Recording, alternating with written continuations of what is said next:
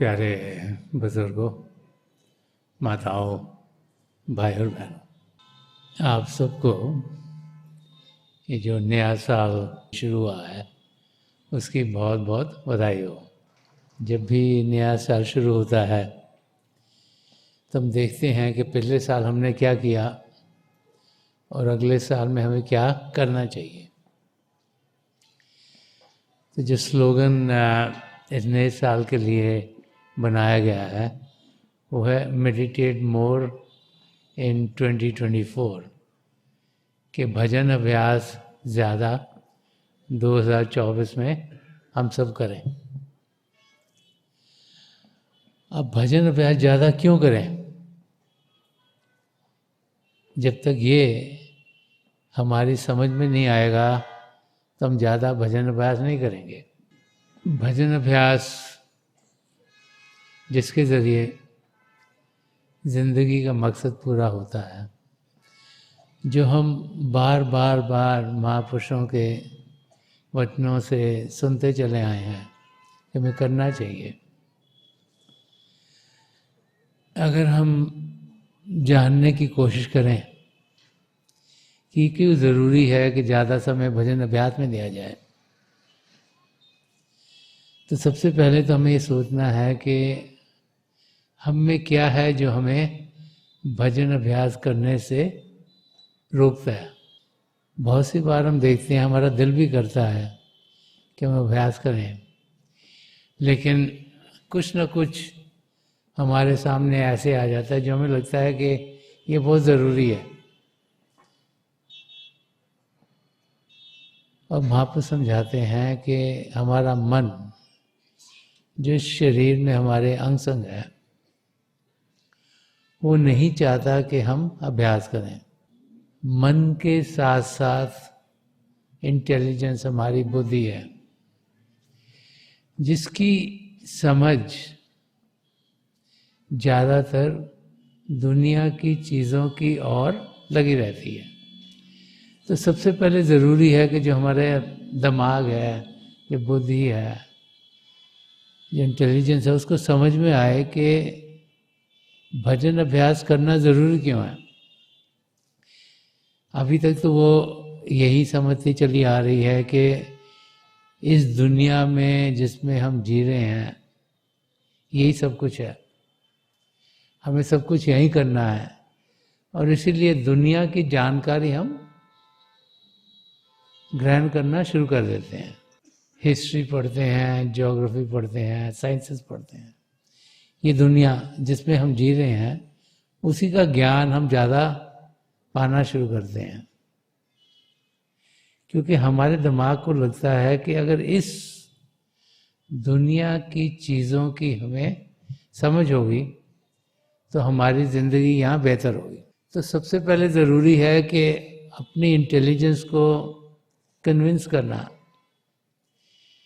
कि सबसे ज़्यादा ज़रूरी भजन अभ्यास है, तभी वो हमें मददगार होगी अपने मंजिल तक पहुंचने के लिए। तो उसके लिए सबसे पहले तो ये सोचना है कि जो भजन अभ्यास है, जो मेडिटेशन के बेनिफिट्स क्या हैं, इसके फायदे क्या हैं। आजकल क्योंकि हर एक चीज़ बड़ी साइंटिफिक हो गई है, बड़ी रिसर्च हर एक एरिया की ओर निकलती है।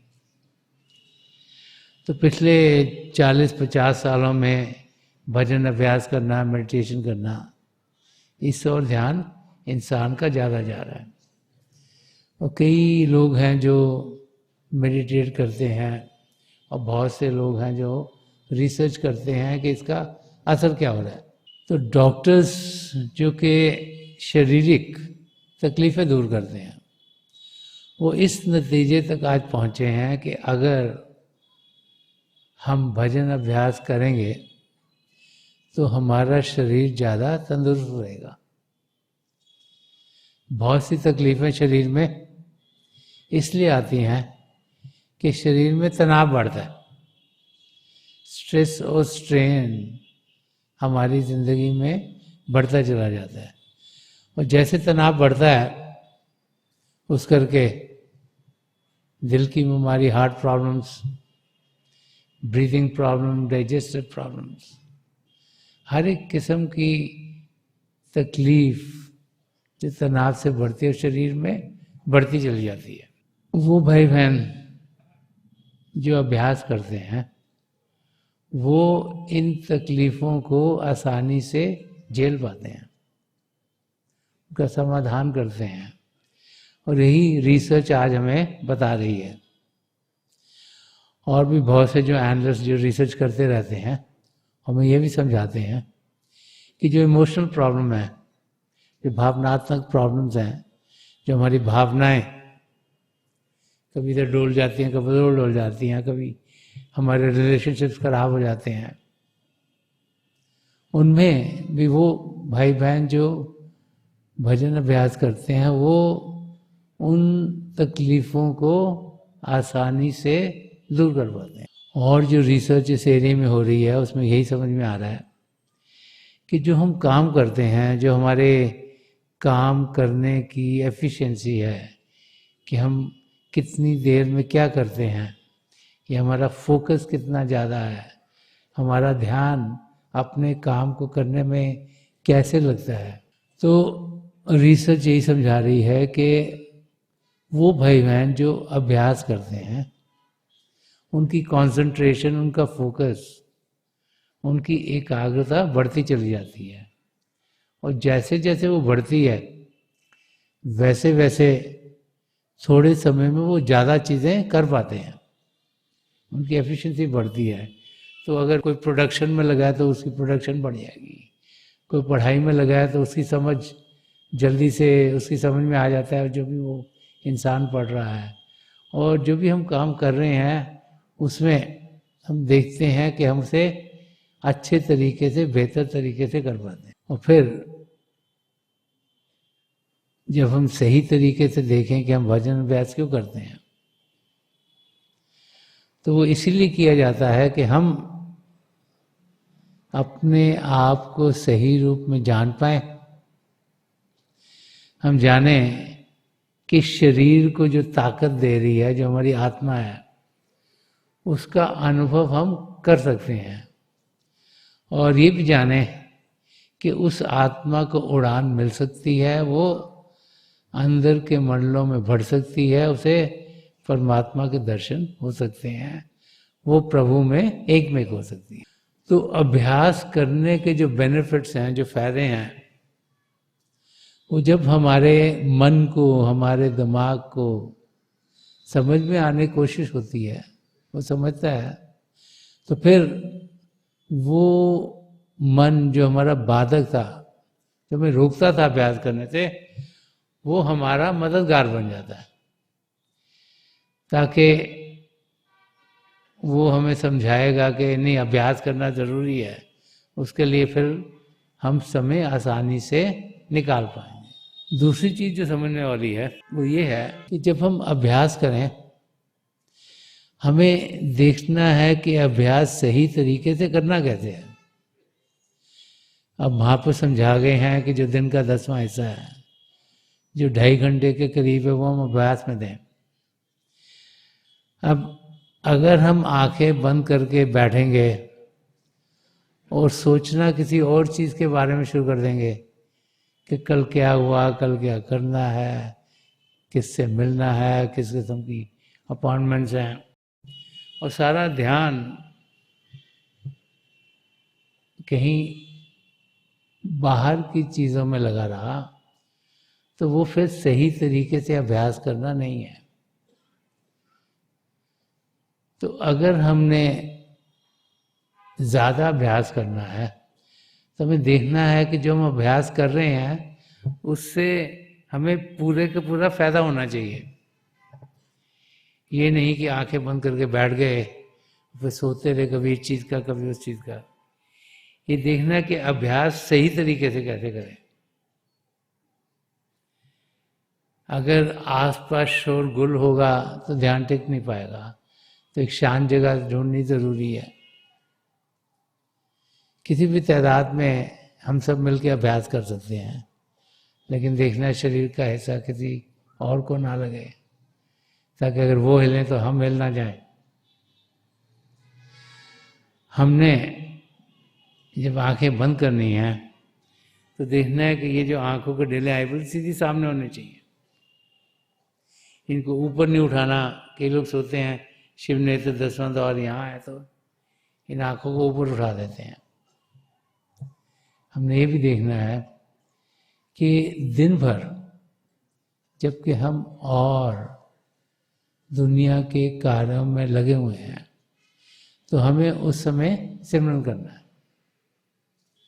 जब हम मानसिक कार्य ना कर रहे हों तो सिमरन करना बड़ा ज़रूरी है, क्योंकि जब हम सही तरीके से सिमरन करेंगे तो हम देखेंगे कि जब हम अभ्यास के लिए बैठेंगे हमारा ध्यान आसानी से टिकेगा।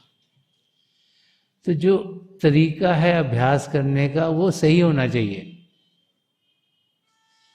अगर सारा दिन तो प्रभु के बारे में सोचा नहीं, उनके नाम का जाप किया नहीं, वो सोचें कि एकदम से बैठेंगे तो हमारा अभ्यास सही होगा, ऐसा होता नहीं है। तो जो दूसरी चीज़ समझने की वो ये है कि एक बार मन को समझ में आ जाए कि अभ्यास के फायदे क्या, वो मददगार होगा। उसके साथ जो टेक्निक है, जो हमने अभ्यास करना है, वो सही होना चाहिए।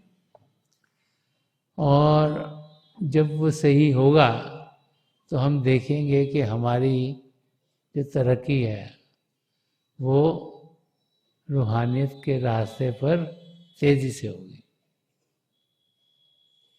जो तीसरी चीज़ ज़रूरी है वो ये है कि जो अभ्यास करना है वो रोज़ाना करना है, बाकायदगी से करना है, रेगुलरली करना है। ये नहीं कि जिस दिन दिल करा उस दिन अभ्यास कर लिया, जिस दिन दिल नहीं किया उस दिन किया नहीं, सोचा छुट्टी के दिन करेंगे।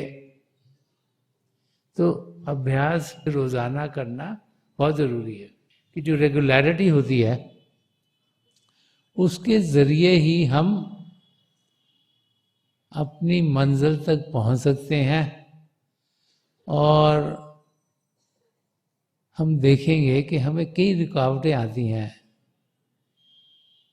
रोज़ाना अभ्यास करने में। तो एक वाक़या है जो इसे बड़े खोल के समझाता है कि कैसे हम अपने आप को उस अवस्था में कर सकते हैं जिसमें कि हम रोज़ाना अभ्यास करें। एक नया शिष्य था, उसने अभ्यास करना सीखा, एक संत महापुरुष के पास गया। जब अभ्यास का तरीका उसके समझ में आया तो उसने अभ्यास करना सीखा। जब अभ्यास करना शुरू किया तो थोड़े दिन मुझसे लगा, ओहो मुझसे तो अभ्यास सही नहीं हो रहा। तो संत महापुरुष के पास गया, उनको कहा कि मुझसे अभ्यास सही तरीके से नहीं होता। तो उन्होंने पूछा कि तुम्हें तकलीफ क्या है, मतलब तुम्हें दिक्कत क्या आ रही है। तो उन्होंने कहा जब भी मैं अभ्यास करने के लिए बैठने की कोशिश करता हूँ तो कोई ना कोई काम आ जाता है। तो कहा किस किस्म का काम आ जाता है। वो कहता है कि उसको घर में पौधों को लगाने का बड़ा शौक था। तो कहता है मुझे ख्याल आता है, ओहो पौधों को मैंने पानी देना। और कहा अच्छा और क्या ख्याल आता है। मैंने कहा बड़ी वाली मुझे लगता है कि हो ये काम करना बहुत ज़रूरी है, ये नहीं करा आज तो चीज़ें ठीक नहीं होंगी। फिर कहता है कभी मुझे लगता है तो हो मैंने तो अभ्यास करना था लेकिन मुझे कहीं बड़ा ज़रूरी जाना पड़ रहा है। तो उसने कई चीज़ें गिना दी कि मुझे ये चीज़ तंग करती है, ये चीज़ तंग करती है, ये चीज़ तंग करती है। तो उसने संत महापुरुष से कहा कि आप मुझे बताइए कि मैं क्या करूं। संत जी ने कहा कि ठीक है बेटा, कल तुम मेरे घर में आना और मुझे ना कार में लेके जाना, हम सैर पे जाएंगे। तो उसने सोचा कि संत जी कार में सैर करने जाना चाह रहे हैं तो मैं तो सोच रहा हूँ मेरे को मेडिटेशन कैसे मेरी इम्प्रूव हो, कैसे बेहतर हो। लेकिन अगले दिन वो सुबह अपनी कार लेके संत जी के घर पहुँच गया और संत जी का दरवाज़ा खड़काया। जब अंदर गया तो उनका ठीक है अभी मैं तेरे साथ ना बाहर सैर करने चलते हैं। तो संत जी कार में बैठ गए, तो ये ड्राइव कर रहा है और संत जी साथ में बैठे हुए हैं। तो संत जी कहा अच्छा ये वाली सड़क ले ले। तो उसने वो एक सड़क ली तो देखा सड़कों में बड़े पॉट होल्स थे, कभी यहाँ खड्डा आ रहा है, कभी वहाँ खड्डा आ रहा है। अब उसको लगा संजी मेरे साथ हैं तो बचाए कि खड्डे में टायर ना जाए, कि संजी को तकलीफ ना हो।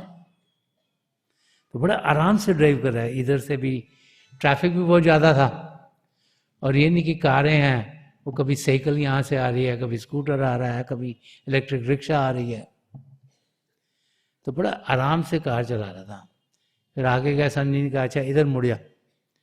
उधर मुड़ा तो वो हाईवे की तरफ चला गया। तो कहा अच्छा ये हाईवे लेते हैं। तो हाईवे में उसको जाने के लिए बड़े ध्यान से देखना पड़ा, कारें बड़ी तेज़ी से आ रही थी कि आराम से जा सके। और ऐसे कभी संजी ने कहा चलो यहाँ जाते हैं, कभी वहाँ जाते हैं, कभी वहाँ जाते हैं। तो 3-4 घंटे वो कभी यहाँ जाएं, कभी वहाँ जाएं, कभी वहाँ जाएं। तो संजी कहा अच्छा चलो अब घर वापस चलते हैं। तो जब 3-4 घंटे उसने कार चलाई और जब वो संजी के वहाँ वापस आया तो उसको लगा कि मेरे को तो उन्होंने बताया ही नहीं कि मेरा मेडिटेशन कैसे इम्प्रूव होगी। तो मैं तो आया था पूछने के लिए कि मेरा ध्यान अभ्यास बेहतर कैसे हो। ये तो कार तो ठीक है, मैंने संजी के साथ 3-4 घंटे लगाया, अच्छा लगा। तो उस दिल में सोच रहा था कि भाई अब मैं क्या करूं। तो संजय कहा अच्छा आजा चल चाय पीते, अंदर एक कप चाय मंगाई उन्होंने, पी रहे थे चाय। तो बैठा बैठा वो दिल में सोच रहा है कि अब मैं करूं क्या, मेरे को तो समझ में नहीं आया कि मेरे साथ हुआ क्या।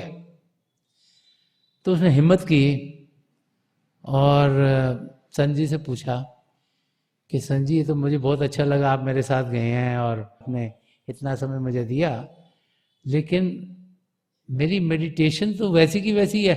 तो संजय ने कहा कि तेरे को कुछ समझ में नहीं आया। तो उसने कहा कि नहीं मुझे तो यही लगा कि आप मेरे साथ बैठे हो तो मैं कार बड़े आराम से चलाऊं और मेरा ध्यान पूरा कार चलाने में था। तो संजय ने कहा कि देख हम तो इस बिल्डिंग के सामने से गुजरे, उस बिल्डिंग के सामने से गुजरे, ये चीज़ देखी, वो चीज़ थी बाहर, तेरा ध्यान नहीं गया उन चीज़ों में। तो उसका मेरा ध्यान तो पूरा कार चलाने में था, क्योंकि मुझे लग रहा था कि ऐसे ना हो कि कहीं पे खड्डे में टायर चला जाए, आपको तकलीफ हो या बड़े बम्प लगे। तो मैं तो पूरा ध्यान कार चलाने में लगा रहा था।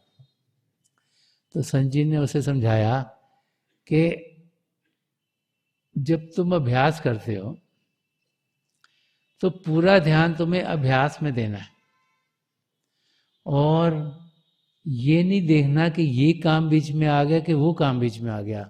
मैं कहा तू 3-4 घंटे कार चलाई ना और कुछ नहीं करा, सिर्फ कार चलाई है, और जहाँ भी तू गया बड़े ध्यान से तूने कार चलाई।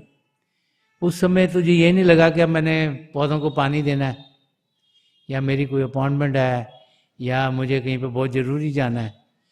तो ऐसे ही जब भजन अभ्यास करना है उस समय हमने बाहर की किसी भी चीज़ की ओर ध्यान नहीं देना है।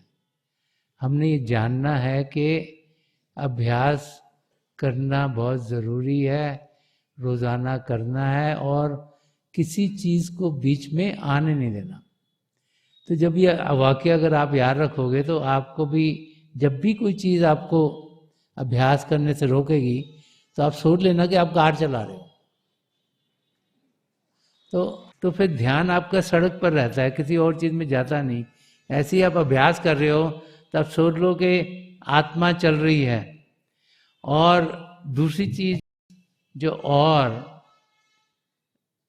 संजय ने उसे समझाया, उसे कहा कि क्योंकि मैं तेरे साथ बैठा हुआ था, तुझे बड़ा फिक्र था कि कार बड़ी सही तरीके से चले, तू रूल्स एंड रेगुलेशन को सही तरीके से फॉलो कर रहा था और आराम से कार चला रहा था, और तुझे कोई जल्दी नहीं थी, मैंने वहाँ जल्दी पहुँचना है, मैंने वहाँ जल्दी पहुँचना है, क्योंकि तुझे लग रहा था कि भाई मुझे कोई तकलीफ ना हो।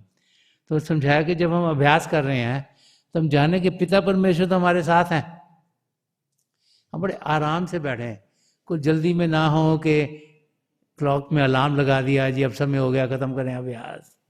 और पूरा ध्यान अपना अभ्यास की ओर लगाएं और जानें कि ये समय हमारा प्रभु के अंग संग है, को मिलने का है। तो अभ्यास रोज़ाना बाकायदगी से करना बहुत ज़रूरी है। और जब हम अभ्यास ध्यान से कर पाएंगे तो हम अपनी मंजिल की ओर ज़रूर बढ़ पाएंगे। एक और चीज़ जो कि अभ्यास करने में हमें मददगार होती है वो ये है कि हमारे अंदर एक लगन होनी चाहिए प्रभु को जानने की, पहचानने की, उनको पाने की। जब लगन होगी तभी हम उस कार्य को करेंगे। अब जब बच्चा कोई पढ़ता है, वो सोचता है कि लेट्स से कोई हाई स्कूल का एग्ज़ाम दे रहा है, तो बच्चा सोचता है मुझे इस किस्म के कॉलेज में जाना है, तो उसके लिए वो बहुत पढ़ाई करता है ताकि उस किस्म के कॉलेज में वो जा सके। उसके अंदर लगन होती है कि मैंने लेट्स से ये प्रोफेशन ज्वाइन करना है। कोई कहता है मैं डॉक्टर बनना चाहता हूँ, कोई कहता है इंजीनियर बनना चाहता हूँ, कोई कहता है मैं कंप्यूटर में एक्सपर्ट होना चाहता हूँ, कोई कहता है अकाउंटेंट बनना चाहता हूँ, कोई कहता है वकील बनना चाहता हूँ, लॉयर बनना चाहता हूँ, और भी तरह तरह के जितनी भी लाइन्स हैं। तो जो जिसका ध्यान जानता है वो उसमें ध्यान देता है ताकि उस लाइन में सफल हो। उसके अंदर एक लगन होती है उस एरिया में एक्सेल करने की। तो ऐसे ही हमारे अंदर एक लगन होनी चाहिए प्रभु को पाने की, अपने आप को जानने की, अपनी मंजिल तक पहुंचने की। और जब वो लगन होगी तो फिर हम ज़रूर बाकायदगी से समय निकालेंगे ताकि हम अभ्यास कर पाएँ, ताकि हम प्रभु की ज्योति और श्रुति का अनुभव कर पाएँ। जो प्रभु का शब्द है जिसके दो रूप हैं, ज्योति और श्रुति, वो हमारे भीतर चल रहे हैं हर समय। तो आंखें बंद करेंगे, प्रभु की ज्योत के दर्शन होंगे, और जब ध्वनि पर बैठेंगे तो प्रभु की ध्वनि को सुन पाएंगे। तो उनके ज़रिए हमें प्रभु की नज़दीकी मिलती है, और जैसे जैसे हमें वो नज़दीकी मिलेगी वैसे वैसे हम देखेंगे कि हमारे को अंदर से सुख चैन मिलना शुरू होगा। महापुरुष समझा गए हैं कि हम सब पिता परमेश्वर को जान सकते हैं, उन्हें पहचान सकते हैं। संदर्शन सिंह जी महाराज से भी फरमा गए हैं कि मिलेगा रूह को परवाज दे के देख जरा, करीब है उसे आवाज़ दे के देख जरा। कि हम सबको पिता परमेश्वर मिलेंगे। हम ये ना सोचें कि हम उनसे बहुत दूर हैं, ये ना सोचें इतने करोड़ों आत्माएं हैं तो हमारी और प्रभु का ध्यान कैसे जाएगा। लेकिन ये जाने कि पिता परमेश्वर हमारे अंग संग हैं, हमारे भीतर हैं, उनसे और कोई हमारे नज़दीक नहीं। हम उन्हें जान सकते हैं, पहचान सकते हैं। करना क्या है, रूह को उड़ान देनी है। जो आत्मा है इसको उड़ान देनी है ताकि अंदर के मंडलों में जा सके। वो तब होगा जब हम भजन अभ्यास करते हैं। तो इसीलिए भजन अभ्यास करना बहुत ज़रूरी है। और जब एक लगन होगी अपने आप को सही रूप में जानने की, पिता परमेश्वर को पाने की, तो फिर हम अपनी मंजिल तक ज़रूर पहुंच जाएंगे। एक और चीज़ जो हमें ध्यान में रखनी चाहिए वो ये है कि जब हम अभ्यास करने के लिए बैठते हैं, हम ये ना सोचें कि हमें ये अनुभव करना है या वो अनुभव करना है या वो अनुभव करना है। हमें प्रभु के चरण कमलों में ये प्रार्थना करके बैठना चाहिए कि हे प्रभु, जो आप चाहते हो वही मेरी जिंदगी में ढले।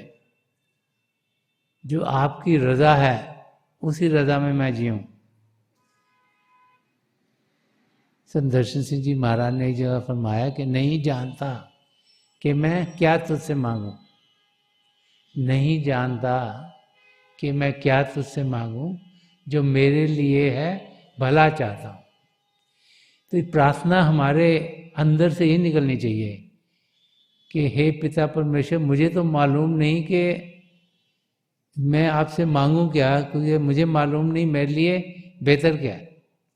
लेकिन आप तो मुझे शुरुआत से जानते हो, आज भी जानते हो, आगे तक जानते रहोगे। तो आपको जो सही लगे वही मेरी ज़िंदगी में हो। तो इसी प्रार्थना के साथ जब हम बैठते हैं तो हम अपनी जो डोर है वो प्रभु के हाथ में दे देते हैं। फिर हम करने वाले नहीं, करने वाले पिता परमेश्वर हैं। और जब पिता परमेश्वर करने वाले हैं तो हर एक चीज़ सही होगी। ये तो हम इंसान हैं, जब हम सोचते हैं कि हम कुछ कर रहे हैं तभी हम गड़बड़ कर देते हैं। लेकिन जब हम सब कुछ प्रभु के हाथ में छोड़ते हैं कि हे पिता परमेश्वर, आप ही हमारी डोर को खींचेगा, आप ही हमें रास्ता दिखाइएगा, आप ही समझाइएगा कि अनुभव में क्या होना चाहिए, तो हम देखेंगे कि हमारे अनुभव अच्छे होंगे, बेहतर होंगे, सही होंगे और हमें अपनी मंजिल की ओर लेके जाएंगे। जितना ज़्यादा हम अभ्यास कर सकें उतना ही हमारे लिए बेहतर है।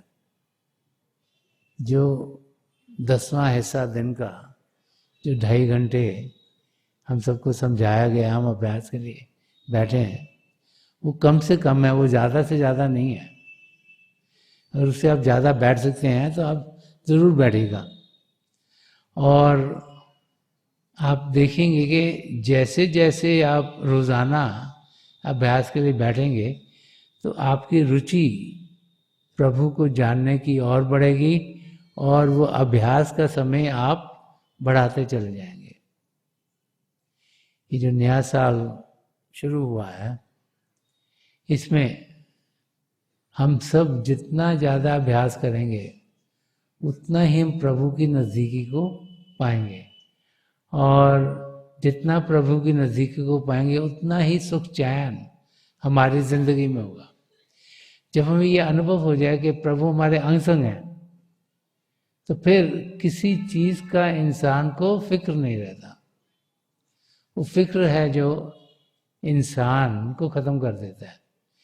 तो हमें उस अवस्था में पहुंचना है जिसमें कि हम प्रभु का अनुभव करें, कि प्रभु की ज्योति के दर्शन होते हैं, उनकी ध्वनि को सुनते हैं, तो हमें यह अनुभव होता है कि पिता परमेश्वर हैं, हम उनकी नज़दीकी पा सकते हैं और फिर हमारे कदम तेज़ी से अपनी मंजिल की ओर बढ़ने शुरू हो जाते हैं।